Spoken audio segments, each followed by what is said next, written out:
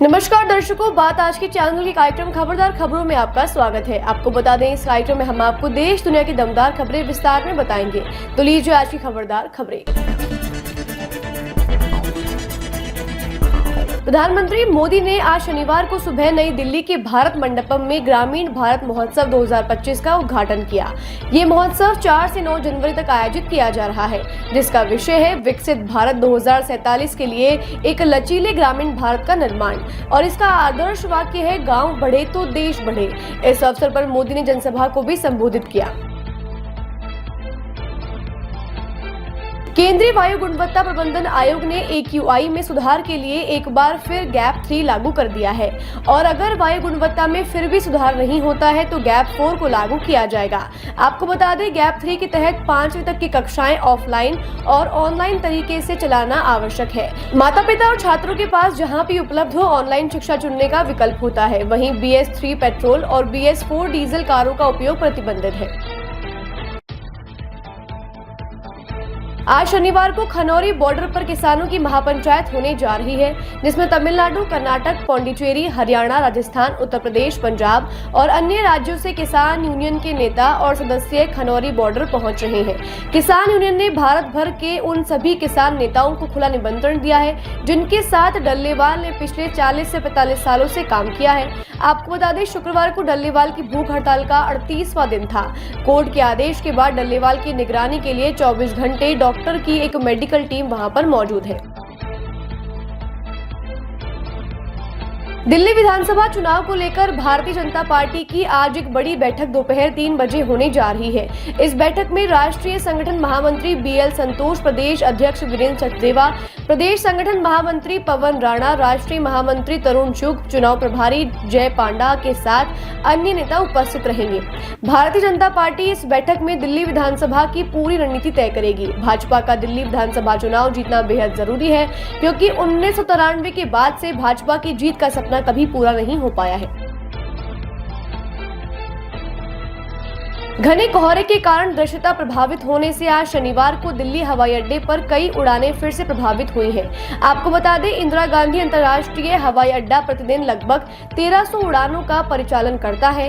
इस बीच इंडिगो ने बताया कि खराब मौसम के कारण दिल्ली एयरपोर्ट पर आने और जाने वाली उड़ानें कुछ समय के लिए रोक दी गई हैं। एयरलाइन ने यह भी कहा है कि दोबारा शून्य होने पर ही हवाई अड्डे पर भीड़ भाड़ के कारण उड़ानों में देरी हो सकती है। उन्होंने कहा, दिल्ली और उत्तर भारत में कुछ हिस्सों में घने कोहरे के कारण खराब दृश्यता उड़ान संचालन को प्रभावित कर रही है। नीतीश कुमार ने आज दूसरे चरण की यात्रा गोपालगंज से शुरू की। इस यात्रा में वे कई जिलों का दौरा करेंगे और जनता से सीधा संवाद करेंगे। नीतीश कुमार की यह यात्रा ऐसे समय हो रही है जब प्रदेश में सियासी हलचल तेज है और नीतीश कुमार की राजनीतिक रुख को लेकर कई कयास लगाए जा रहे हैं। आरजेडी सुप्रीमो लालू यादव के नीतीश की वापसी पर माफी वाले बयान ने इस हलचल को और बढ़ा दिया है, जबकि तेजस्वी ने नीतीश के दरवाजे बंद होने की बात कही है। देखने वाली बात यह है कि नीतीश का आउट किस करवट बैठता है। अमेरिका के नवनिर्वाचित राष्ट्रपति डोनाल्ड ट्रंप को एक पॉर्न स्टार को चुप रहने के लिए पैसे देने के आरोप में दोषी ठहराए गए आपराधिक मामले में 10 जनवरी को सजा सुनाई जाएगी, लेकिन उनके जेल जाने की संभावना नहीं के बराबर है। शुक्रवार को अमेरिका के एक जज ने बताया कि जज जुआन मर्चेंट के फैसले का मतलब है कि ट्रंप को 20 जनवरी को शपथ ग्रहण से ठीक 10 दिन पहले अदालत की सुनवाई में उपस्थित होना होगा, जो अमेरिकी इतिहास में अभूतपूर्व परिदृश्य रहेगा। ट्रंप से पहले किसी भी अमेरिकी राष्ट्रपति पूर्व या वर्तमान पर किसी अपराध का आरोप नहीं लगाया गया था या उन्हें दोषी भी नहीं ठहराया गया था। धार जिले के पीथमपुर इंडस्ट्रियल एरिया में यूनियन कार्बाइड से जुड़े 337 टन जहरीले कचरे के निपटान को लेकर शुक्रवार को दिन भर विरोध प्रदर्शन और चक्का जाम हुआ। कई लोगों ने आत्मदाह तक की कोशिश की। इसके बाद मुख्यमंत्री मोहन यादव ने देर रात एक उच्च स्तरीय बैठक कर जनता को आश्वस्त किया कि राज्य सरकार उनके हित और सुरक्षा को प्राथमिकता देती है और इसलिए यह निर्णय लिया गया है कि जन भावना को कोर्ट के सामने रखेंगे और अदालत के आदेश आने तक यूनियन कार्बाइड का कचरा पीथमपुर में नहीं चलाया जाएगा। जन सुराज पार्टी के प्रमुख प्रशांत किशोर ने कहा कि 17वीं बीपीएससी की प्रारंभिक परीक्षा की पुनर्परीक्षा 1500 छात्रों के लिए आयोजित की जा रही है, लेकिन इसका विरोध करने वाले छात्रों की संख्या 3.5 लाख है।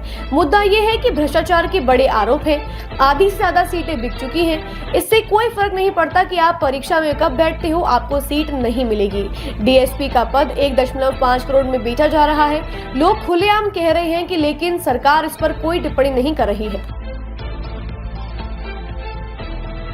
हिसार में उकलाना के सूरेवाला चौक पर आज शनिवार सुबह घने कोहरे के कारण एक बड़ा सड़क हादसा हो गया। चंडीगढ़ नेशनल हाईवे पर एक कार डिवाइडर से टकराकर पलट गई, जिससे सड़क पर ट्रैफिक धीमा हो गया। इसी दौरान पीछे से आ रही एक दूसरी कार भी अनियंत्रित होकर दुर्घटनाग्रस्त हो गई और एक ट्रक से जा टकराई। हादसे में 4 लोगों की मौत हो गई, जबकि कुछ लोगों के ट्रक के नीचे दबे होने की आशंका जताई जा रही है। राहत दल मौके पर पहुंचकर रेस्क्यू ऑपरेशन में जुट गए हैं। बताया जा रहा है कि हरियाणा के हिसार में सुबह विजिबिलिटी 20 मीटर से भी कम थी।